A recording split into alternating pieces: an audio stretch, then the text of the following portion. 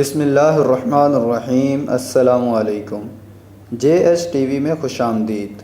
Kulbhushan Yadav case میں جیت کا کریڈٹ مکمل طور پر عمران خان اور آرمی چیف کو جاتا ہے۔ کلبھوشن کیس میں عمران خان نے نواز شریف والا رویہ نہیں اپنایا کہ میں خود خارجہ محاذ پر کھڑا ہو جاؤں۔ حکومت پاک فوج کے کردار کو تسلیم کرتی ہے جس وجہ سے مثبت نتائج دیکھنے کو ملے۔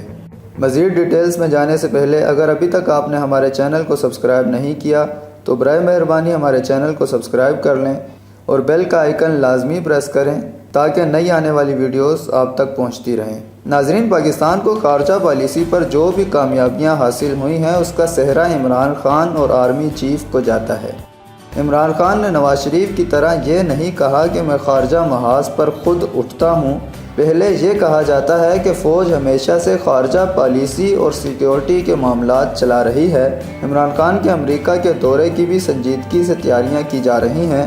حکومت کی اچھی بات یہ ہے کہ بجائے یہ کہنے کے کہ فوج کا اس سے کوئی تعلق نہیں ہے، یہ فوج کے کردار کو تسلیم کر رہے ہیں اور اس کے ہمیشہ مثبت نتائج مل رہے ہیں جس کا نتیجہ آپ کے سامنے ہے۔ جبکہ دوسری جانب وزیر اعظم عمران خان نے بھی کلبھوشن کیس کے فیصلے پر اپنا رد عمل دیا۔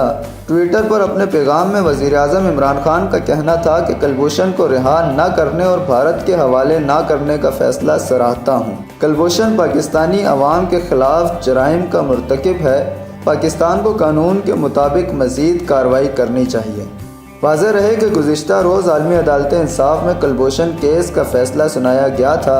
عالمی عدالت نے کلبھوشن کیس میں دائر درخواست میں بھارت کی طرف سے کی گئی اپیلیں مسترد کر دی تھیں۔ عدالت نے فیصلہ دیا تھا کہ دہشت گرد پاکستان کی تحویل میں ہی رہے گا۔ ICJ کی جانب سے کلبھوشن کی گرفتاری کی بروقت اطلاع نہ دینے کا بھارتی الزام یکسر مسترد کر دیا گیا، جس کے بعد بھارت کو سبکی اٹھانا پڑی۔ عدالت نے پاکستانی موقف کی بھرپور پذیرائی کی اور واضح کیا کہ اسلام آباد نے ذمہ داری کا مظاہرہ کرتے ہوئے بھارتی ہائی کمشنر کو بلا کر تمام تفصیلات سے آگاہ کیا تھا۔ عالمی عدالت کے مطابق کلبھوشن یادیو بھارتی نیوی کا افسر ہے۔ کئی بار پاکستان غیر قانونی طور پر گیا۔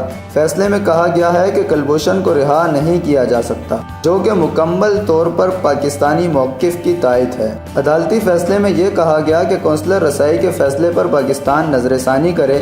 پاکستان نے ویانا کنونشن کی شق نمبر 36(1) کی خلاف ورزی کی تھی، اس لیے اس پر نظر ثانی کی جائے۔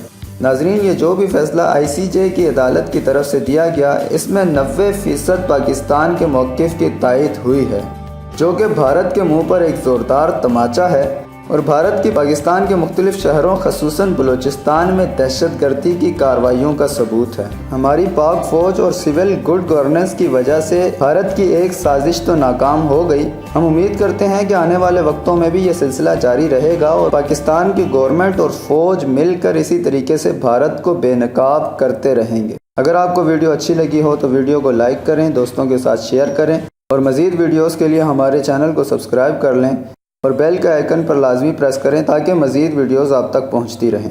السلام علیکم ورحمۃ اللہ وبرکاتہ۔